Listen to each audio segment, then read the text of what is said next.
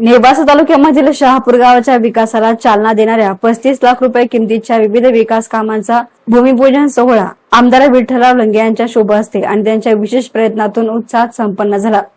या विकास कामामध्ये ग्रामपंचायत कार्यालयासाठी 20 लाख रुपये, लक्ष्मी माता मंदिरासमोर सर्व मंडप उभारणीसाठी 10 लाख रुपये, गावांतर्गत काँक्रिटीकरण रस्त्यांसाठी 5 लाख रुपये असे एकूण 35 लाख रुपयांच्या कामांचा शुभारंभ करण्यात आला।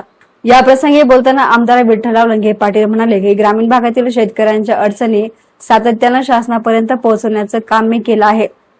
पालकमंत्र्यांसह शासनाच्या वरिष्ठ स्तरावर पाठपुरावा करून शेतकऱ्यांच्या कर्जमाफीचा मुद्दा सातत्याने मांडला। सरकारने 2 लाख रुपयांपर्यंत कर्जमाफीची घोषणा केल्याचं समाधान आहे, मात्र शेतकऱ्यांच्या सर्व समस्या अद्यापही संपलेल्या नाहीत। आजही शेतकरी रात्रभर शेतामध्ये पाणी देण्यासाठी कष्ट करत आहे, मात्र त्याला कष्टाच्या मानाने योग्य मोबदला मिळत नाही। ऊस उत्पादक शेतकऱ्यांचे प्रश्न, शेतमालाला हमीभाव, सिंचन, विकास कामांसाठी मी विधानसभेत सातत्याने आवाज उठवत आलो आहे। नेवासा तालुक्यामधील प्रत्येक प्रलंबित प्रश्न सोडवण्यासाठी आणि ज्या विभागाकडे निधी उपलब्ध आहे त्या विभागातून जास्तीत जास्त निधी आणण्यासाठी मी अहोरात्र प्रयत्न करत राहील। भविष्यामधील विकासासाठी सर्वांनी राजकीय मतभेद बाजूला ठेवून एकत्र येण्याचं आवाहन करत ते म्हणाले की गावाचा आणि तालुक्याचा विकास हा सर्वांचा समान ध्यास असला पाहिजे। विकासाच्या वाटचालीत प्रत्येकाने सहकार्य करावं। अनेक जण प्रत्येक कानाकोपऱ्यातले तालुक्यातून असे असतात की त्यांचे रस्त्याचे त्या ठिकाणी कुठेतरी मॅटर तहसीलदारकडे चालू आहे, प्रांताकडे वादविवाद, आणि म्हणून शासनाने अतिशय एक चांगला निर्णय घेतला। मुख्यमंत्री, दोन्ही उपमुख्यमंत्री आणि महसूल मंत्री बावनकुळे साहेबांच्या माध्यमातून शेतपाणन रस्ता त्या ठिकाणी प्रत्येक गावाला तो जोडून देणं, त्याचं मोजमाप करणं, त्याच्या हद्दीखोना निश्चित करणं आणि प्रत्येक राज्यातल्या प्रत्येक जो आपला शेतपाणन रस्ता आहे त्याला क्रमांक देणार आहे।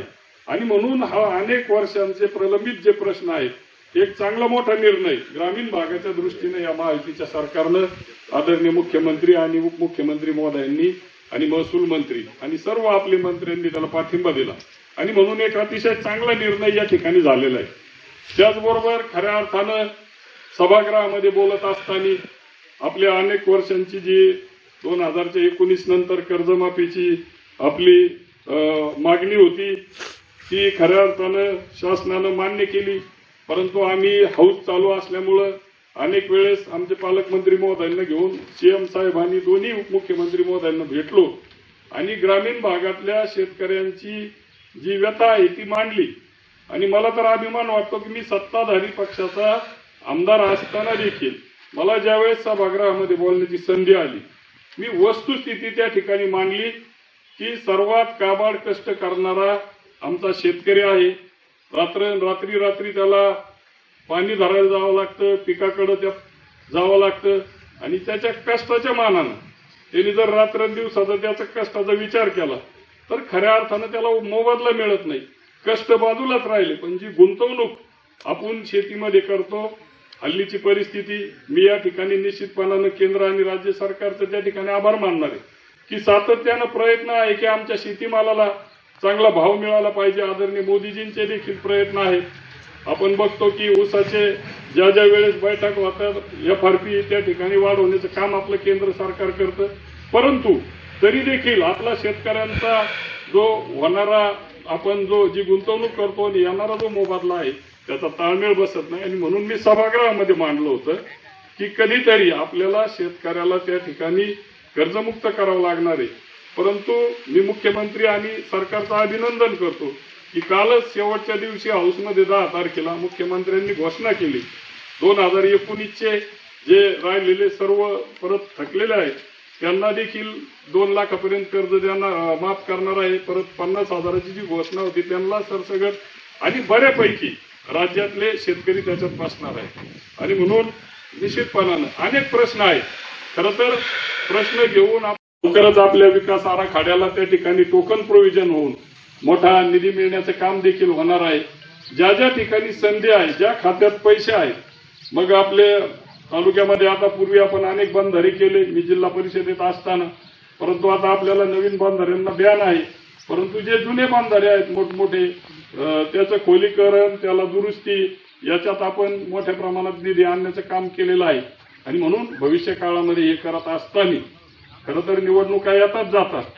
मी आताच डॉक्टर साहेब आग्रह धरत होते, अंगणवाडी रस्ते म्हणलं सगळं होईल, परंतु भविष्य काळात विकासाबरोबर जायचं असलं तर सर्व गावातील मतभेद बाजूला ठेवून तुम्हाला पुढे यावं लागणार आहे. वेगवेगळ्या निवडणुकीमध्ये आपण सर्वांनी साथ द्यावी आणि खऱ्या अर्थानं विकासाबरोबर आपण बघतो की महायुतीचं सरकार अतिशय चांगल्या पद्धतीनं विकास करण्याचं काम करत आहे.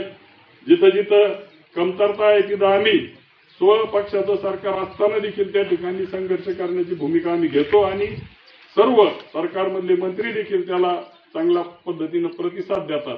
आणि म्हणून भविष्य काळामध्ये आपल्याला हे काम करत असताना आपण सर्वांनी चांगली साथ द्यावी ही विनंती करतो. याप्रसंगी भारतीय जनता पक्षाचे नेते डॉक्टर बाळासाहेब कोलते यांनीही मनोगत व्यक्त करत गावाच्या विकासासाठी शासनाच्या विविध योजनांचा लाभ घेण्याचं आवाहन केलं. वेळेस विचारलं की आमदार साहेबांना सांगा की आम्हाला ग्रामपंचायतचा तो ग्राम सचिवालयासाठी निधी टाका. मी अरे तू जा संदीप, तुला आमदार साहेब निधी देणारच आहे. त्यानंतर आमच्या माता लक्ष्मीच्या तिथं सभा मंडपासाठी त्या मुलांनी पण मला रिक्वेस्ट केली, अरे म्हणलं तुम्ही डायरेक्ट जा, आमदारांशी बोला, आमदार तुम्हाला नाही म्हणणार नाही. आणि आमदारांनी त्यांच्या कौशल्याप्रमाणे आपल्या गावाला जो निधी दिला त्याबद्दल आपण आनंदी आहोत. निधी मिळतो, कामं होतात, कामं प्रलंबित असतात, ते आराखड्यावर येतात. त्यानंतर फक्त आमची महायुती म्हणून एवढीच अपेक्षा असते का आम्हाला नंतर ज्यावेळेस हे येतं पुढचे इलेक्शन वगैरे येतात त्यावेळेस आम्हाला फक्त थोडा भरभरून प्रतिसाद मिळाला पाहिजे.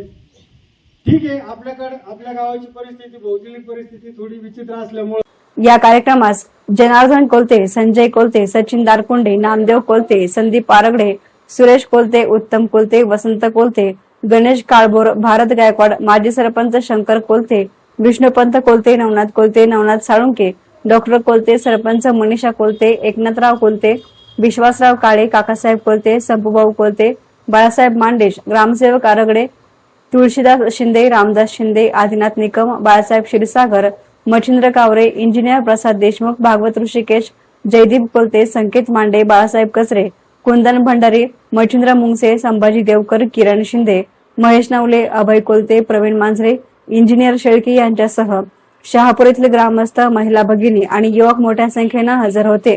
35 लाख रुपयांच्या विकास कामांच्या शुभारंभामुळे शहापूर गावातील मूलभूत सुविधांमध्ये भर पडणार असून ग्रामविकासाला नवी दिशा मिळणार असल्याची भावना ग्रामस्थांनी व्यक्त केली. एसना मीडियासाठी प्रतिनिधी मंगेश निकम, नेवासा.